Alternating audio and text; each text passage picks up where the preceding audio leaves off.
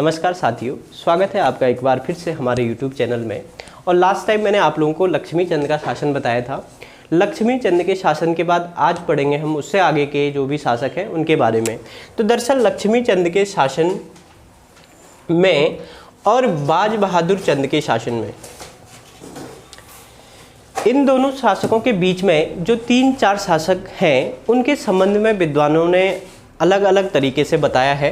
जब भी आप लोगों ने बुक्स में पढ़ा होगा तो उनके शासन क्रम में थोड़ा सा हमें अंतर देखने को मिलता है। ठीक, तो इसके बारे में हम जानेंगे कि लक्ष्मी चंद के बाद कौन शासक बना और बाज बहादुर तक शासकों का क्रम क्या था। ठीक है, तो सबसे पहले हम देखते हैं लक्ष्मी चंद के, अगर मान्यता के आधार पे हम देखें तो लक्ष्मी चंद के 22 पुत्रों का जिक्र हमें मिलता है कि लक्ष्मी चंद के 22 पुत्र थे। लेकिन जब हम इसके इतिहास को पढ़ते हैं, इसकी वंशावली देखते हैं तो इसके 4 पुत्रों का जिक्र देखने को मिलेगा, जिसमें दिलीप चंद हो गए, दिलीप चंद हुआ, त्रिमल चंद हुआ, नारायण चंद हो गए और नीला गुसाई।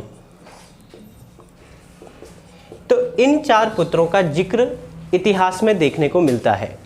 अब जब आप इतिहास पढ़ते हैं तो लक्ष्मी चंद के बाद कहीं त्रिमल चंद का शासन हमें देखने को मिलेगा, कहीं दिलीप चंद का शासन देखने को मिलता है और कहीं विजय चंद का शासन भी हमें देखने को मिलता है। लेकिन इनका जो क्रम है, वास्तविक क्रम क्या है?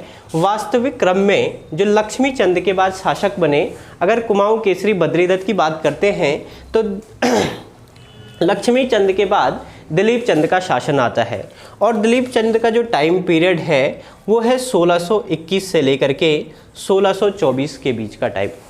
ठीक, 1621 और 1620 के टाइम में जो इसका 3 साल का शासन है, इस 3 साल के शासन में कोई बहुत ज़्यादा अधिक घटनाएं हमें देखने को नहीं मिलती हैं। बशर्ते इसके समय में क्या होता है, जो पंत हो गए और उपरेती, पंथ और उपरेतियों के मध्य आपसी द्वंद्व बढ़ जाता है। और पंथ और उपरेतियों के मध्य जो आपसी द्वंद्व बढ़ता है, इसके संबंध में हमने पहले भी जो कल्याण चंद्र वाला लेक्चर किया था उसमें पूरे डिटेल में बताया था कि किस प्रकार से मणकोटी शासक और गंगोली राजा के मध्य जो भी सारी बातें हुई थी वो उस समय बताया था। हुआ क्या था, जो गंगोली राजा था, गंगोली राजा के जो दीवान होते थे वो दीवान थे उपरेती और जो पुरोहित थे वो थे पंत।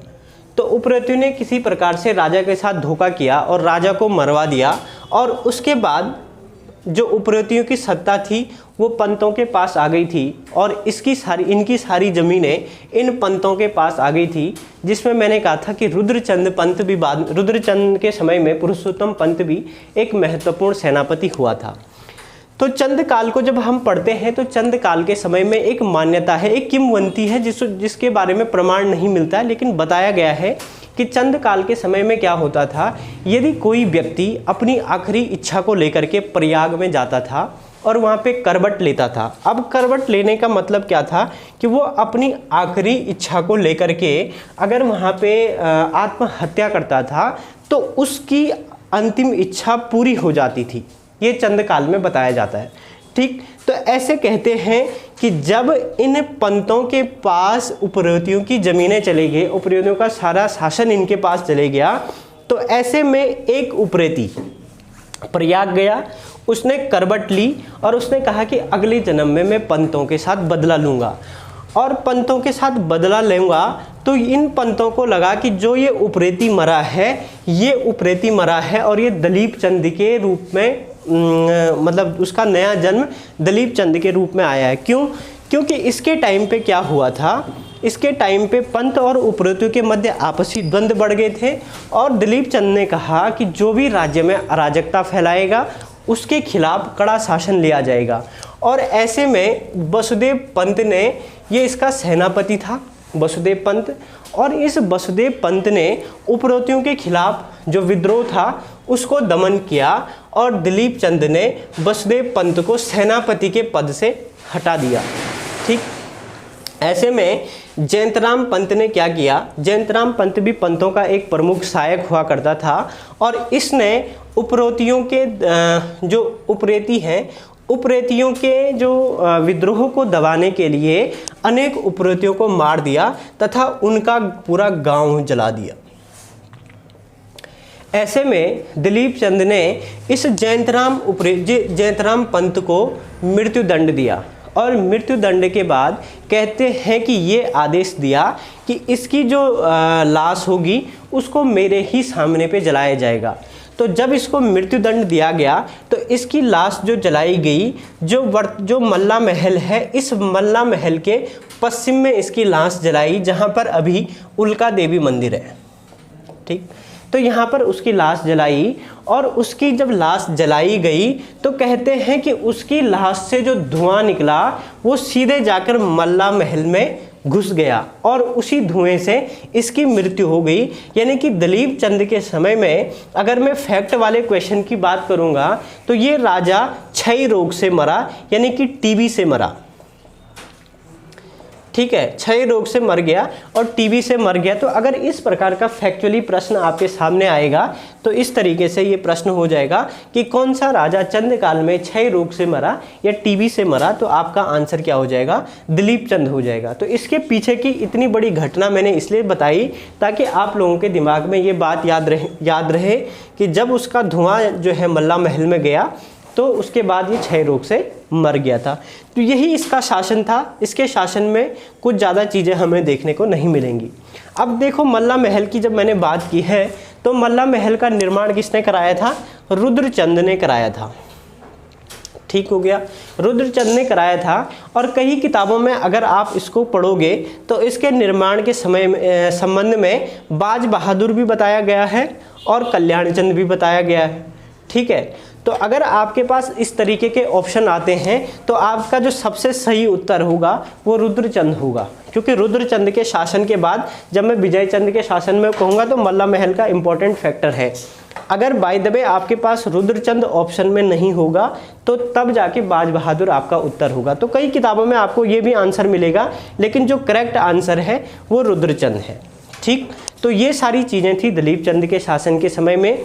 दिलीप चंद के शासन में, इसके शासन में दो लोगों का बहुत महत्वपूर्ण योगदान रहा।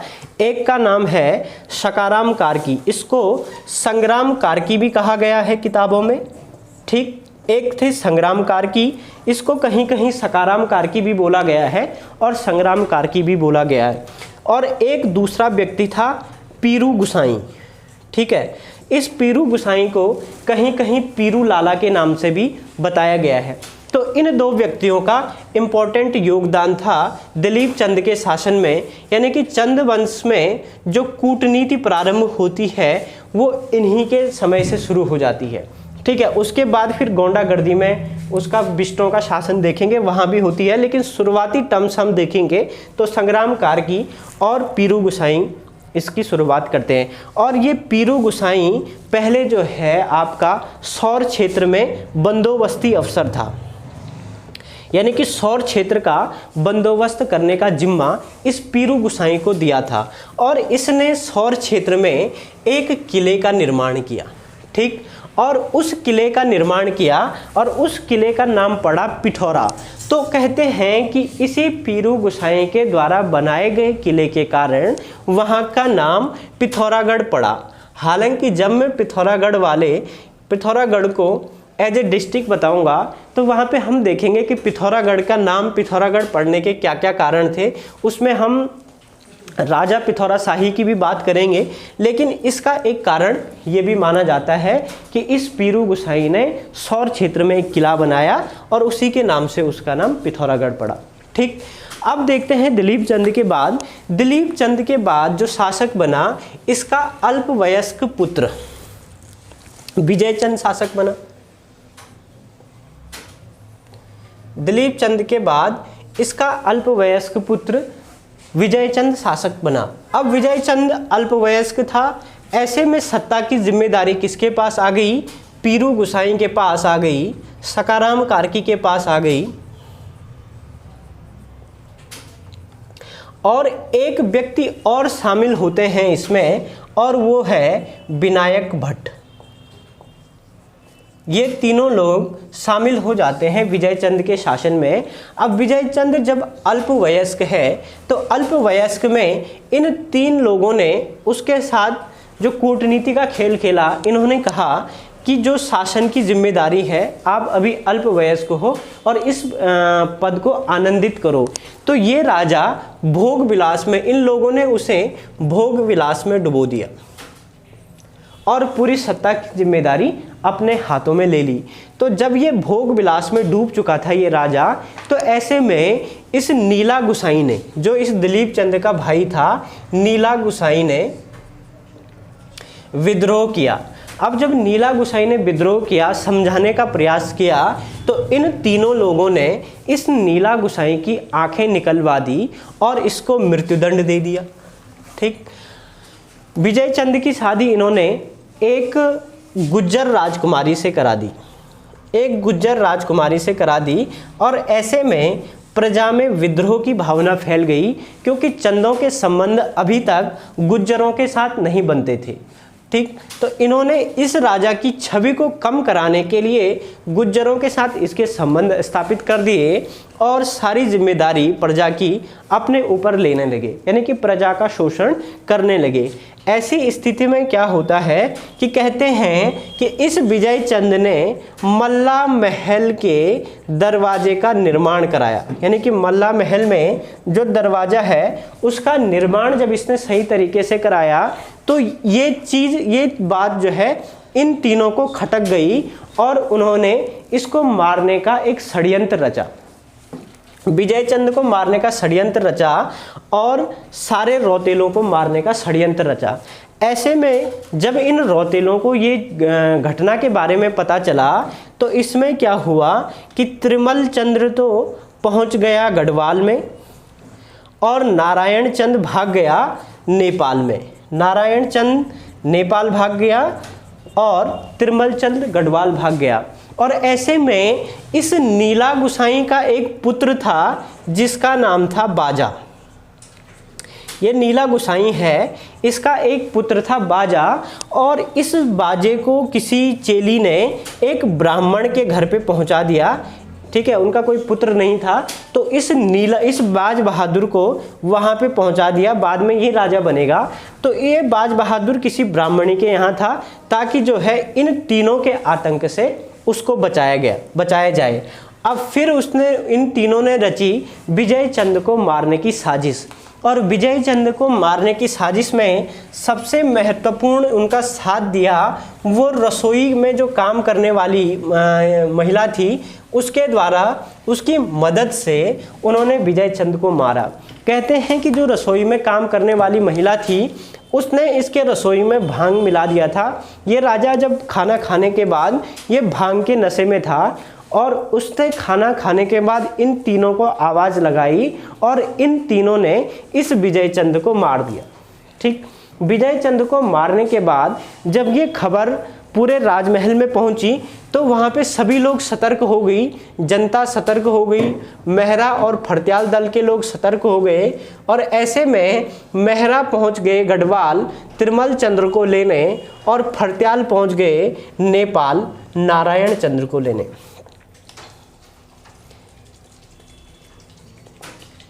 ये पहुंच गए इस नारायण चंद को लेने। तो सबसे पहले कुमाऊं में पहुंचते हैं त्रिमल चंद। ठीक। नारायण चंद बाद में पहुंचता है, तो इसलिए त्रिमल चंद का राज्याभिषेक करवाया जाता है। तो जो क्रम आपके सामने आ गया, दिलीप चंद के बाद विजय चंद और विजय चंद के बाद त्रिमल चंद। ठीक। तो त्रिमल चंद के शासन को हम देखेंगे तो त्रिमल चंद्र ने गढ़वाल में शरण ली हुई थी। और कहते हैं कि जब ये गढ़वाल में शरण लिए हुए था तो इसका कांटेक्ट था पीरू गुसाई से, यानी कि इसने पीरू गुसाई से पत्र व्यवहार किया और पत्र व्यवहार में इसने ये बोला कि जो आप विजय चंद्र को हटा दो और उसके बाद राजा मुझे बना लो। तो उसके बाद जब त्रिमल चंद राजा बनता है तो इसने संग्राम कार्की जो सकाराम कार्की है उसको मृत्युदंड दे दिया, विनायक भट्ट की आंखें निकलवा दी और पीरू लाला यानी कि पीरू गुसाई का देश निकाला कर दिया। और स्वयं शासक बन गया। तिरुमल चंद के संबंध में एक महत्वपूर्ण घटना ये है कि इसने रसोई के लिए जो नियम बनाए वो इसी तिरुमल चंद ने बनाए। और अगर क्वेश्चन डीपली आता है तो इसने रसोई के लिए 16 नियम बनाए थे, ठीक। और एक रसोई दरोगा का भी इसने पद स्थापित किया था।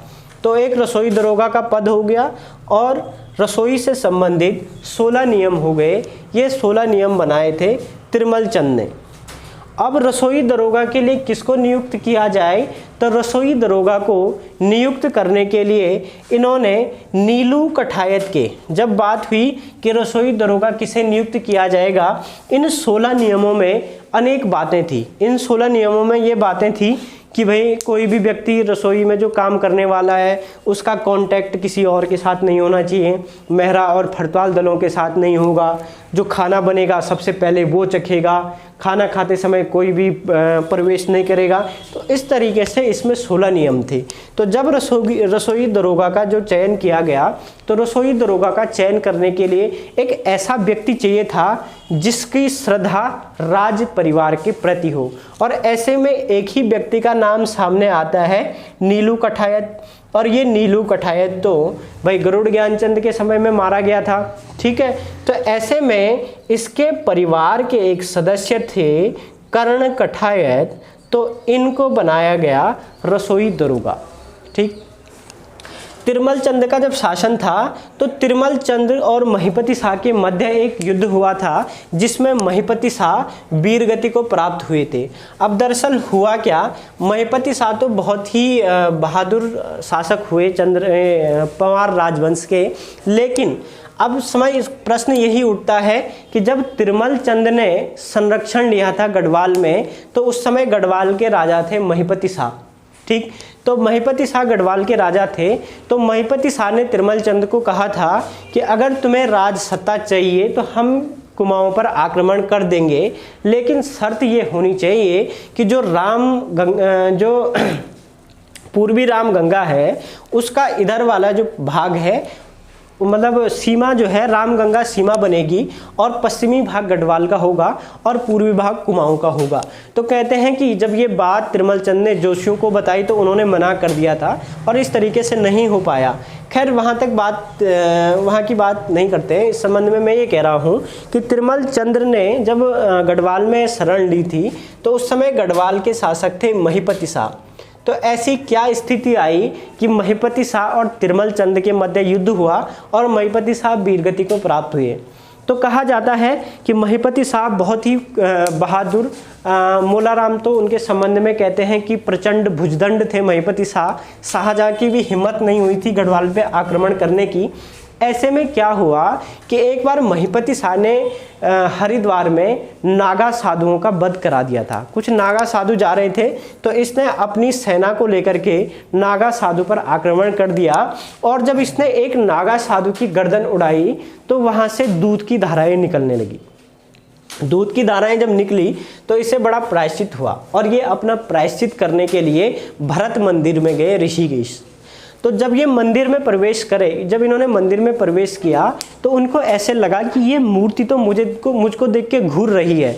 तो वो मूर्ति के सामने गए, मूर्ति के बाएं गए, दाएं गए, तो उन्हें हर जगह से ऐसे लगा कि ये मूर्ति तो मुझको देख के घूर रही है और उन्होंने उस मूर्ति की भी आंखें निकलवा दी। तो जब उसको ये बातें उसने अपने राज दरबार में बताई ये सारी चीज़ें, तो कहते हैं कि उसके मुंह पे कुष्ठ रोग होना शुरू हो गया था। तो उसने जब अपने राज्य के पुरोहितों से, पंडितों से अपने इस पाप के प्रायश्चित के बारे में बताया कि इसका प्रायश्चित कैसे किया जाए, तो उन्होंने उसको 3 चीज़ें बताई। उन्होंने कहा या तो आप स्वर्ण को गलाकर पी जाओ, या तो आप जो है पीतल के कटोरे में डूब के मर जाओ, और या तो आप युद्ध में वीरगति को प्राप्त हो जाओ। ऐसे में महिपति शाह ने तिरुमल चंद को कहा कि मेरे साथ युद्ध करो, लेकिन तिरुमल चंद ने कहा कि मैं आपके संरक्षण में पला बड़ा हूँ, मैं आपके अंडर में कार्य करने के लिए तैयार हूँ, मैं ये राज सत्ता आपको देता हूँ, लेकिन मैं आपके साथ युद्ध करना नहीं चाहता हूँ। तो महिपति शाह ने कहा कि मैं एक योद्धा हूँ और मुझे वीर गति को प्राप्त होना है। ऐसे में तिरुमल चंद और महिपति शाह के मध्य युद्ध हुआ और महिपति शाह वीर गति को प्राप्त हुई। ठीक, तो तिरुमल चंद के बाद राजा बनते हैं बाज बहादुर चंद। तो बाज बहादुर चंद के बारे में हम पढ़ेंगे आगे। ठीक है, तो आज का टॉपिक यहीं करते हैं। और दोस्तों, अगर आपने चैनल सब्सक्राइब नहीं किया है तो ज़रूर सब्सक्राइब कर दें। धन्यवाद।